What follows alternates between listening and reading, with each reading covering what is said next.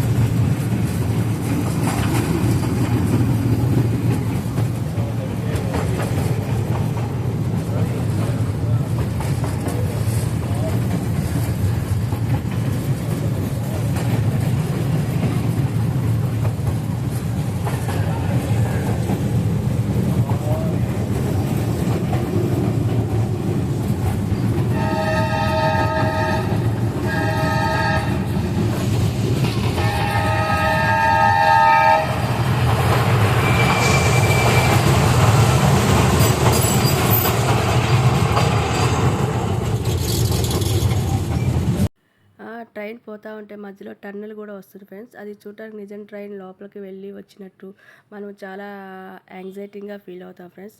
ఇది ఒకసారి అందరూ వెళ్ళాల్సింది. చెన్నై వచ్చినప్పుడు మీరు తప్పనిసరిగా చూడండి. చాలా బాగుంటుంది. అసలుకి ఎంత ఎంజాయ్ చేస్తారంటే మీ పిల్లలు చాలా బాగుంటుంది. అక్కడ లోపల మ్యూజియం కూడా ఉంటుంది. ట్రైన్కి సంబంధించినవన్నీ ఎప్పుడెప్పుడు ఏమేమి స్టార్ట్ చేశారు, ఎప్పుడు ఎలా ఉంటాయి అని చాలా బాగుంటాయి ఫ్రెండ్స్. మేము పిల్లలు అందరం కలిసి వెళ్ళాము. చాలా బాగుంది. మనం ట్రైన్స్ అనేవి ఎప్పుడో ఎక్కడో ఒక్కొక్క ట్రైన్ ఒక్కొక్క రకం చూస్తుంటాం. ఇక్కడ అలా కాదు. ఒక్కొక్క వెరైటీ ఒక్కొక్క రకం ఉంటుంది. చాలా చాలా మోడల్స్ ఉంటాయి.